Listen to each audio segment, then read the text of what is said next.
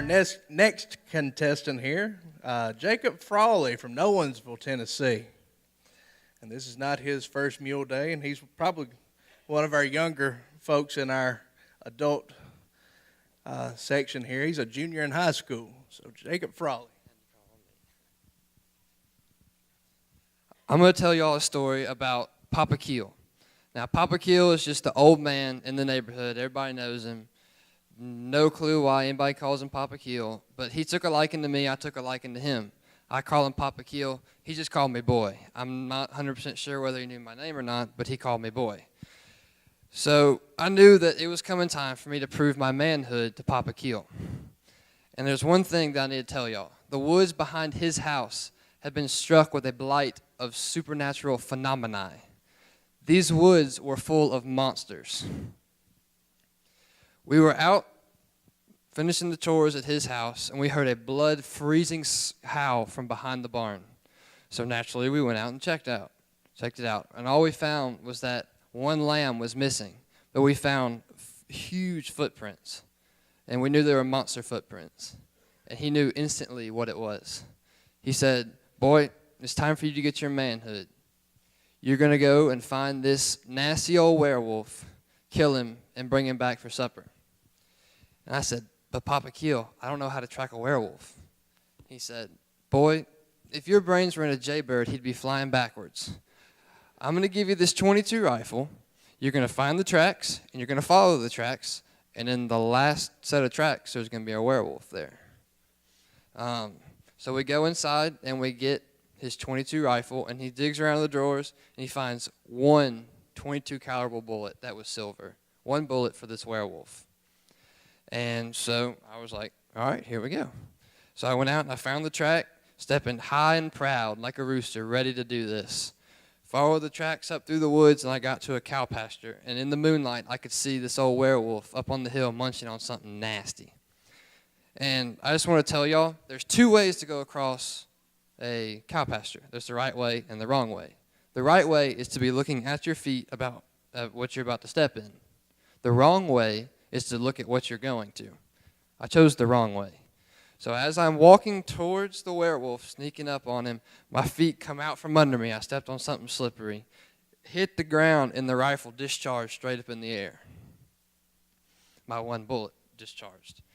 And I don't know what the chances are that a flock or a group or something of vampire bats were flying overhead.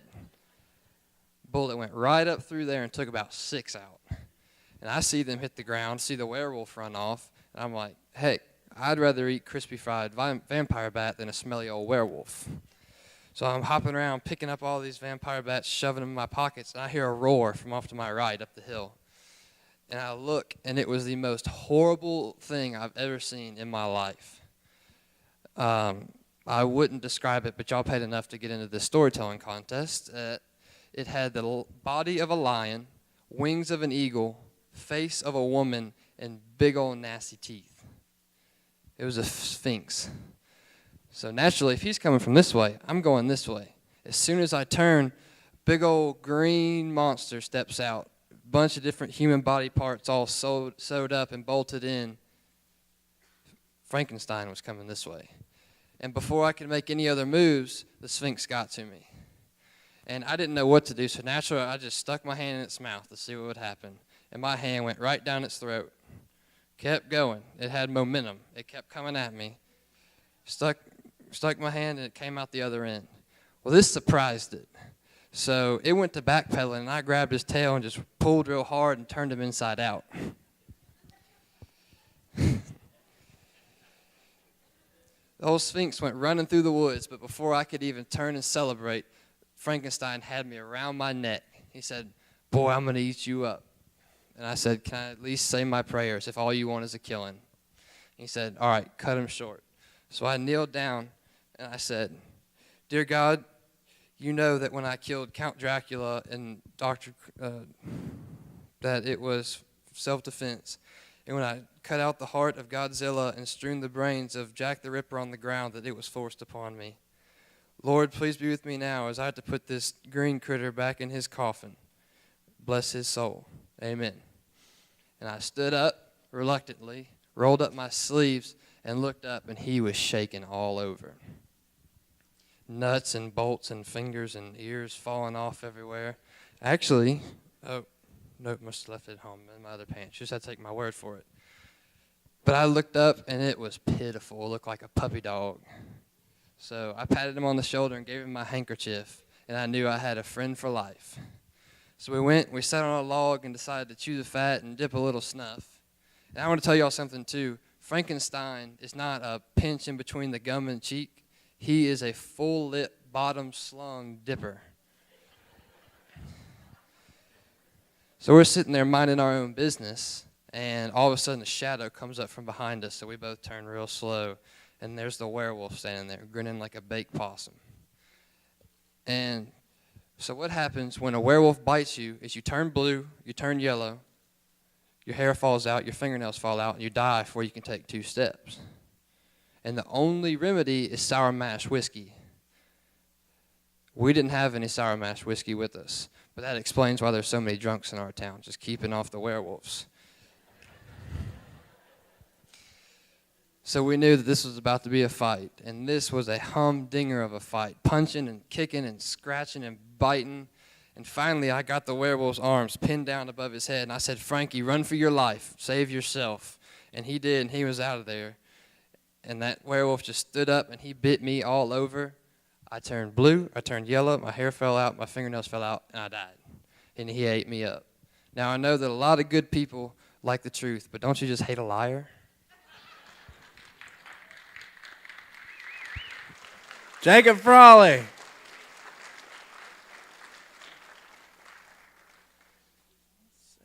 And our next contestant comes to us from the metropolis of Williamsport, Tennessee. Dennis O'Hara.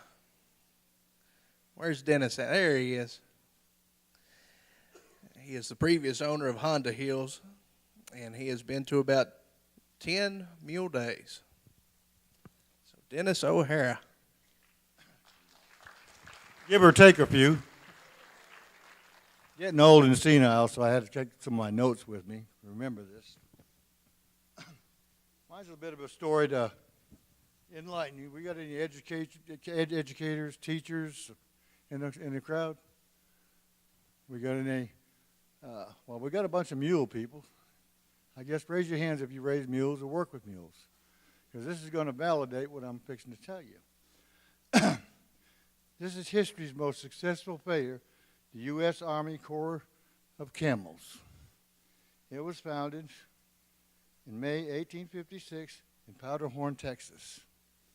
It was the most successful experiment in overland transportation, but it ended 10 years later in 1866. The idea of using camels as overland transport in the desert of the American Southwest was the brainchild of the U.S. Secretary of War, Jefferson Davis. Horses and mules, the Army's only transportation at the time, had to be fed corn and water, carry their own feed, and it was difficult for them to cross the desert. So Jefferson Davis sent across overseas to see about the camels. He'd seen a lot, heard a lot, and decided he would use them. They could carry twice the load. A mule load was about 300 pounds.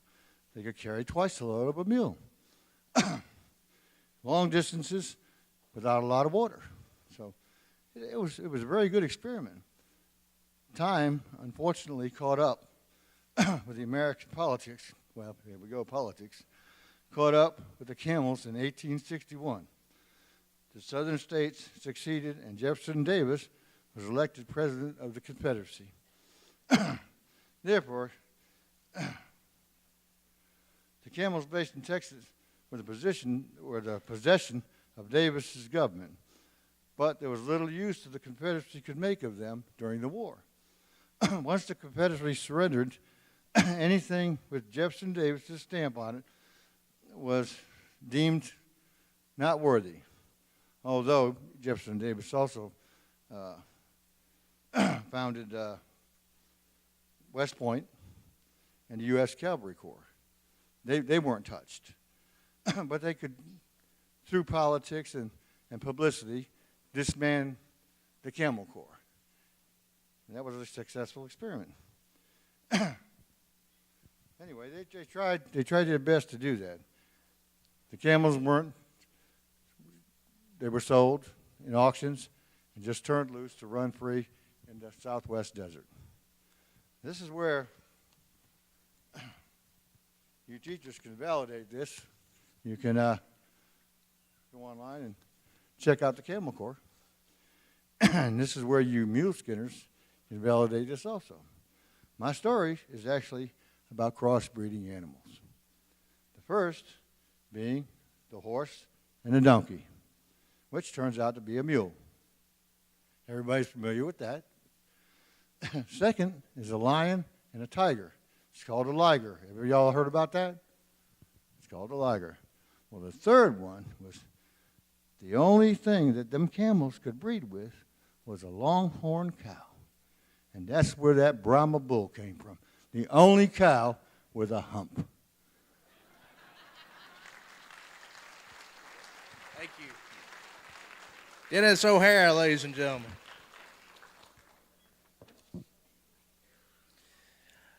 If you would like to tell a story, we still have some spots for you to tell. Go fill out one of these applications in the lobby and come bring it to me, and we'll get you on stage. Right now, I'd like to bring Bobby Cates on the stage. There he is. Bobby's a hometown boy, Columbia, Tennessee, and he's a preacher. And from my experience, preachers have been some of the best, I don't want to say liars, but let's say storytellers.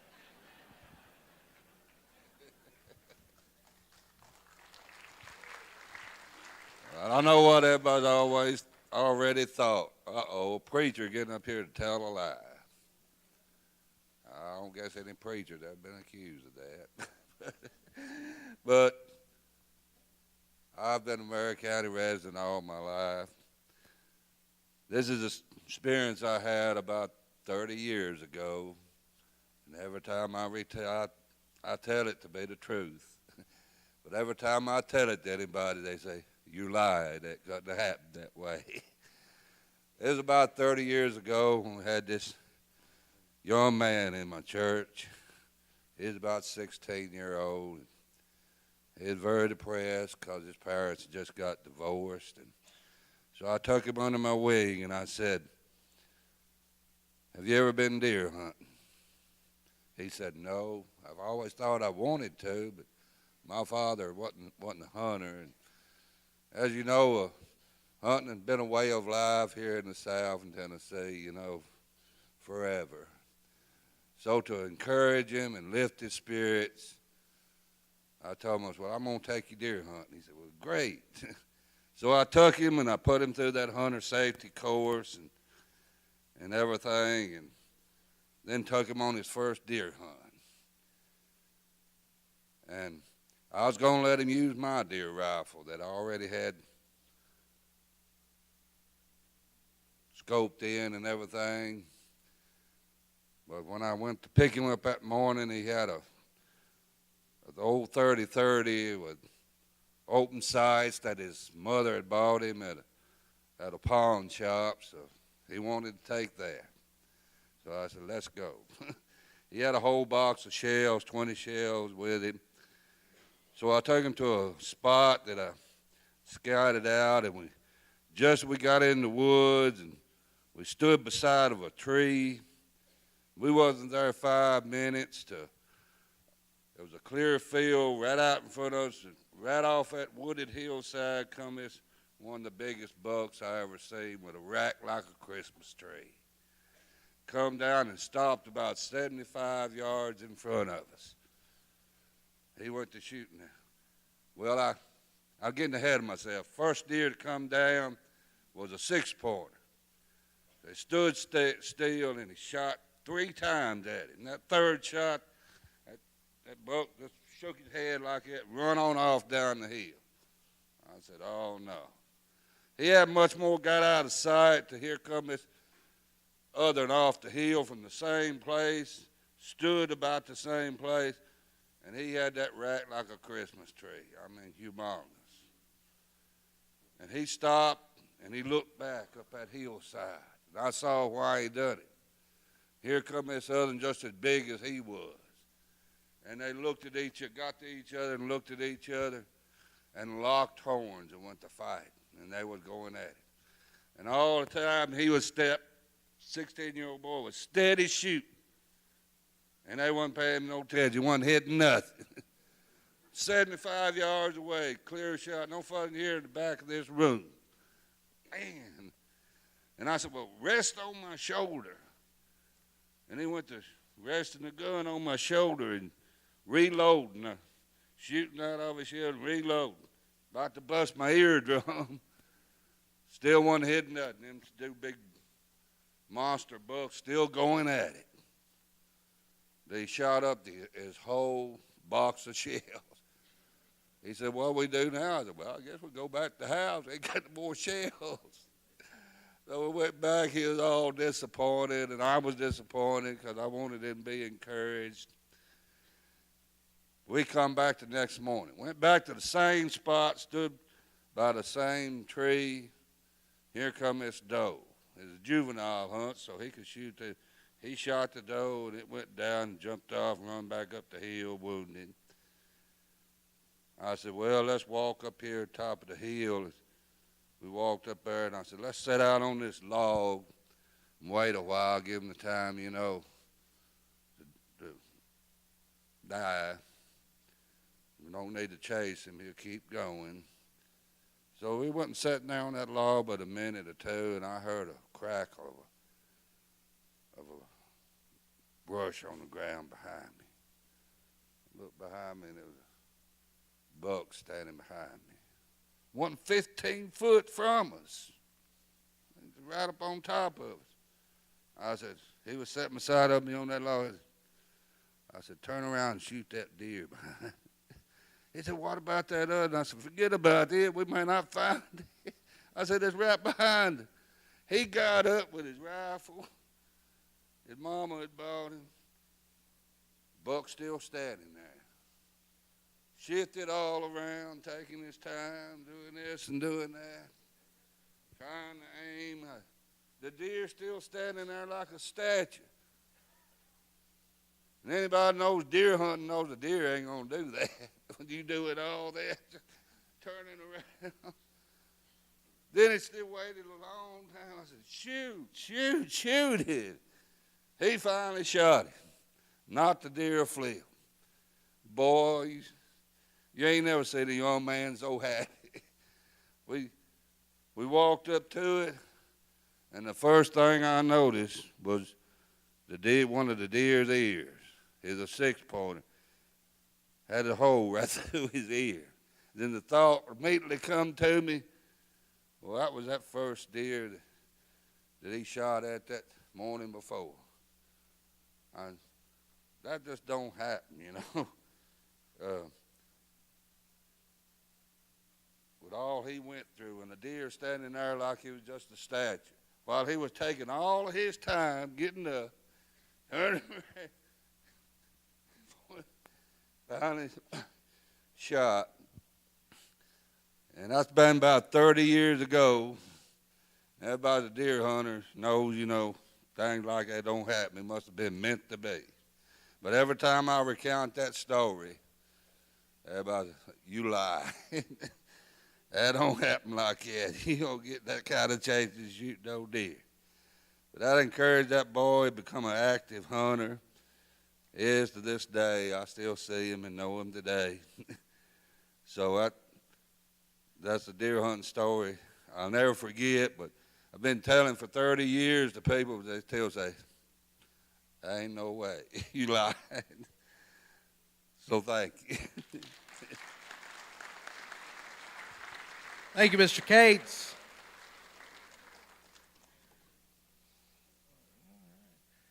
Well, are there any more adults that would like to tell stories? If not, we will go ahead and go into our youth category. All right, well, I'll go ahead and call our first youth contestant, William Frawley from Nolensville, Tennessee. He prefers bass fishing and turkey hunting more than anything in life, he says. Here you go.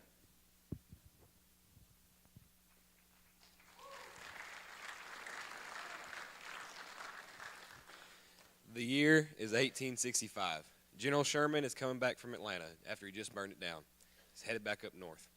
So he's coming down I-20, and he gets off on the Stone Mountain Freeway.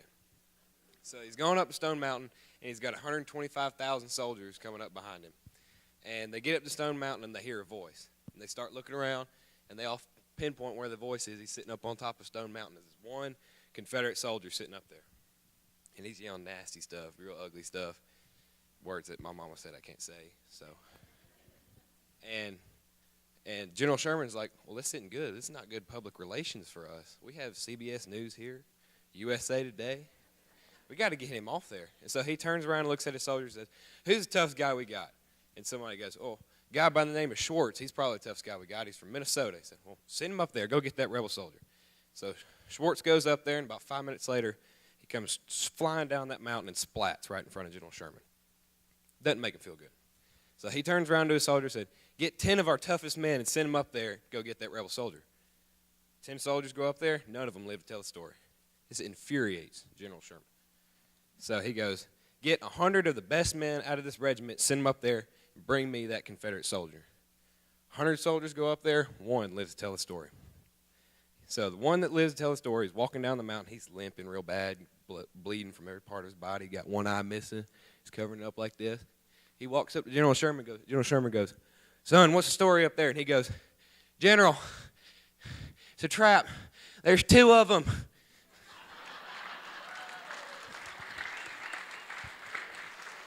I like that kind of story. Amen. Let's see. And I'm having trouble with this next contestant's name. I really can't read the handwriting. Is it Canton, last name? West 7th Street. I think I got the right person. Here we go. All right, here we go. Give us your name. My name's Isaac Horton. Sorry about that. My name's Isaac Horton, a.k.a. Canton. And before I begin my story, I feel as though I should tell you a lot of liars, competition stories I've seen, they start out, well, this is the truth. This is the truth also. Not only is this the truth, but I am morally obligated not to tell a lie. I was raised that way. You know, in court, you tell the truth, nothing but the truth, the whole truth, and I got those mixed up. But anywho, I grew up on a farm over on West 7th Street. It's now known as the property 11 on 7th. But we were corn farmers, and we grew a lot of corn over there. And, you know, we grew normal corn, corn on the cob, Indian corn. We grew kettle corn, popping corn. We grew creamed corn. And we grew those little tiny baby corns, which are really cool.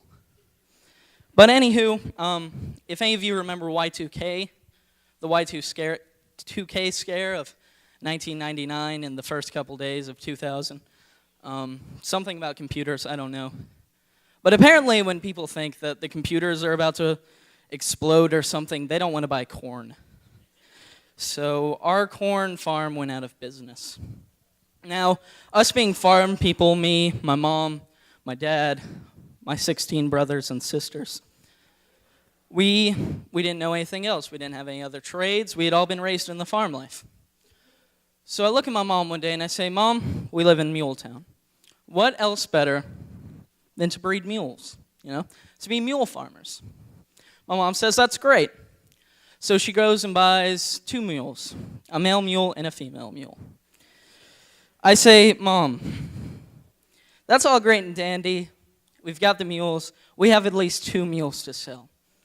But if you know anything about mules, they're a hybrid. And hybrids cannot make more. 2 mules cannot make another mule. You have to have a donkey and a horse. It doesn't work that way. My mom looks at me and she says, "Oh." So, after many hours of debating with myself, we're in debt. We just spent however much 2 mules cost. Sorry about that crack there. We just bought however 2 mules cost, and now we have nothing. We are in negative monies right now. We have no money. So the only solution I can think, we make more mules by teaching them to reproduce by budding. Now, I'm sure most of you know what reproducing by budding is, but that is when, essentially, you take one mule and another mule grows off of it. Like a plant, like corn, except it's a mule. Mule corn. So, I spend weeks trying to teach this mule how to reproduce by budding. Now, there are 2 problems with this. 1, this is scientifically impossible. 2, this mule does not speak English. So I look at her one day, I say, "Betsy May." That was our mule's name, Betsy May. "You are costing us a lot of money to keep you alive. And we're going to have to sell you off, maybe eat you, if you cannot learn to reproduce by budding." Once again, this mule did not speak English. So that was a problem. It doesn't know how to take threats seriously. So I decide, well, I think back to the story of Helen Keller. If you know anything about how she learned to sign language, because she couldn't understand English because she couldn't hear or see. She used the motion. She used feeling, whatever her teacher's name was. I did no research before this. Put her hand under the water, spelt out water in her hand. So I decided the best way to teach Betsy May how to reproduce by budding was to clench. Because that's how you reproduce by budding. You clench, and you clench until another mule pops off of you. And after squeezing her for 30 minutes saying, "Betsy Mule, Betsy Mule, Betsy Mule, you better grow another mule off of you," a head pops out of her back. A mule head. So at this point, Betsy May gets a point. Because mules may not speak English, but they are not stupid. And they know that it is an odd occurrence when a mule pops out of their back. So naturally, she clenches some more. And some more and some more until an entire mule has appeared off her back. Now, there were 2 options here. We can either keep on doing this, we can tell the media, we can show off how cool we are and how great it is that we just taught a mule how to reproduce by budding. But then everybody else will do that. And everybody else doing that is not good for business. That's where we go in debt again. So we keep it as secret as ourselves. And for months afterwards, in secrecy, Betsy May reproduced by budding. Now, towards the end of it, she had about 150 tiny mules. These mules were only this big. If you know anything about reproducing by budding, the mules aren't very big at all. And they would grow up to be little tiny mules that would walk around very tiny and whatnot. That was weird. So one day, I can't find Betsy May. I see the 150 other tiny mules running around the farm, enjoying their mule life. But then I notice Betsy May is the same size as the other mules. You can recognize her. She has this big white dot on her head. It's kind of weird for a mule, at least. And I see her, and she is the size of the tiny mules. So I bring her off to the side. I look at her, and I almost speak to her, but then I remember she doesn't speak English. So I get her to clench. Nothing happens. I get her to clench again, hopefully reproduce by budding again. Nothing happens. No mule. And finally, after I get her to clench for a good 10, 15 minutes straight, another mule pops off of her.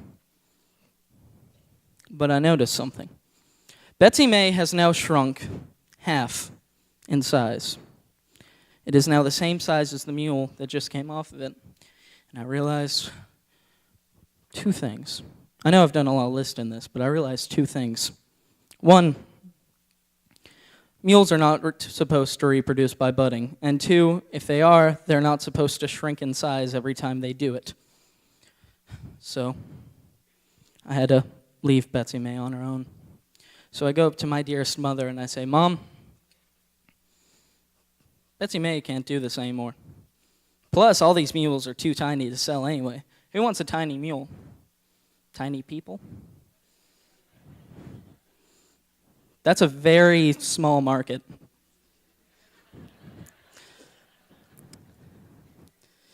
My mom says, oh, well, why don't we get him a new mule? I say, Mom, stop acting a mule. You get it? It sounds like stop acting a fool. I'd end this story with a joke. Thanks. Isaac Corton. I hope Isaac grows up to be a doctor, because this is a waste of bad handwriting if he doesn't.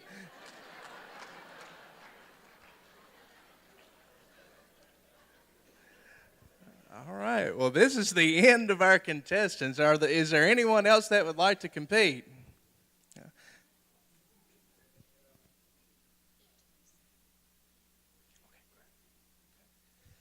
All right. That is all of our contestants right now, and we're going to have our Bluegrass Band come up. But first, we will have our Mule Day Queen and her court come up. Usually they have a pretty good story for us here.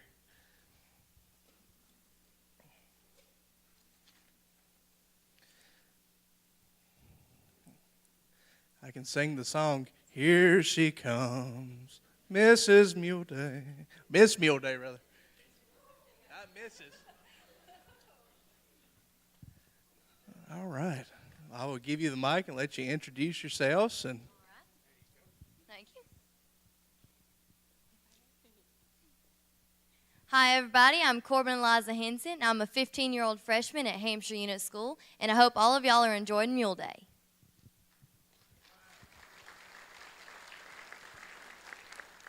Good evening, everyone. My name is Brittany Michelle Sharp. I'm 21 years old. I attend Middle Tennessee State University.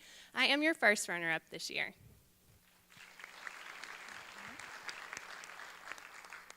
Good evening. I'm a 21-year-old senior at Middle Tennessee State University, Caitlin Marie Huckabee. I'm from Columbia. I'm a 2009 graduate of Columbia Central High School, and I'm your second runner-up this year. Good evening. I am your third runner-up this year, Taylor Willis. I am a 2012 graduate of Culleoka Unit School, and I also attend Tennessee Tech University.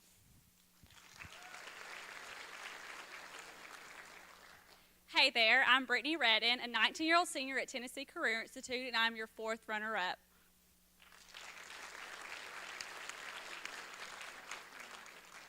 Are y'all ready for this? Okay. Jesus, Moses, and a very old man were all playing golf one day. They all three came to a pond with the last hole on the other side. Moses took the first shot. The ball headed straight to the pond, parted the water, and ended up right outside the hole.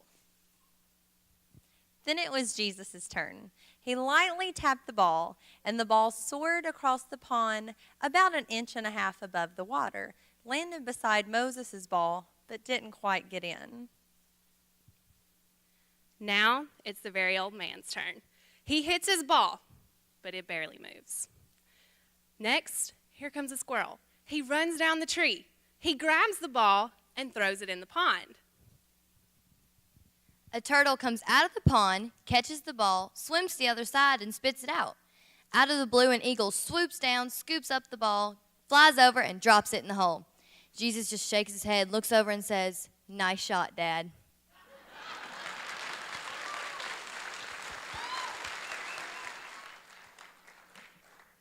And the results are in. We will start with our youth division here. Second runner-up, or first runner-up, rather, let's say, number 2 in the contestant here, Isaac Corton. a.k.a. Canton. Come on up here, Isaac.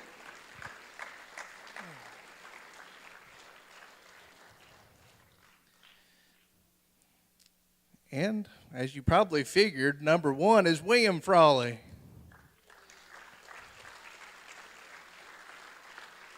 Thank you. Thank you very much. You're welcome. Good job. Thank y'all. Do you want to get pictures of the winners?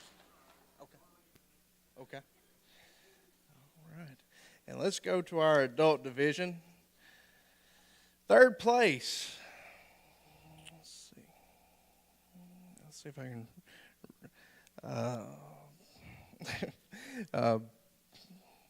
I'm trying to read this right in here. I should have looked at it.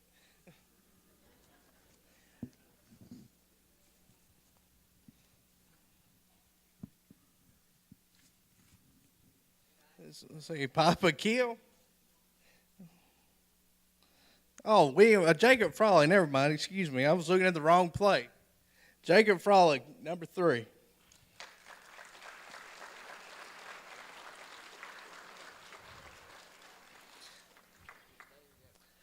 Just stay right there. Stay off the stage there, and the Harold will get your picture there.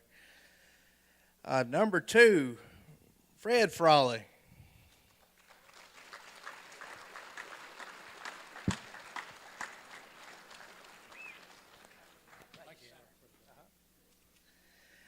And your first place winner, Jim Barium.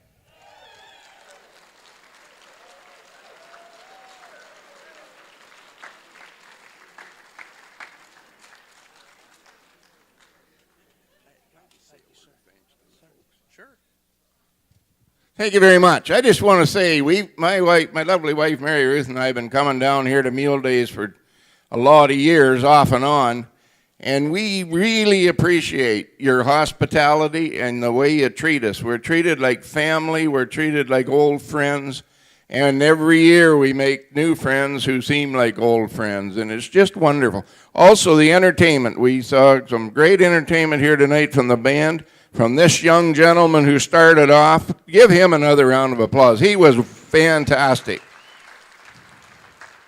We were here last night for great entertainment. We were at a gospel concert for great entertainment. We just love it down here, folks. You could all adopt us. We could just come down, just forget the Mason-Dixon line. We'll just come right on down here. Thank you.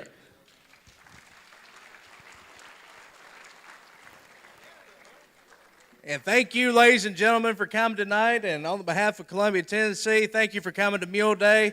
Pick up your merchandise in the lobby, and I'm going to let Mule Man here send us home, ladies. Thank you very much. I'm with Runaway Freight, and I'm proud to be here tonight with them. I'm going to come back tomorrow to Mule Day and everything. This is what I sound like.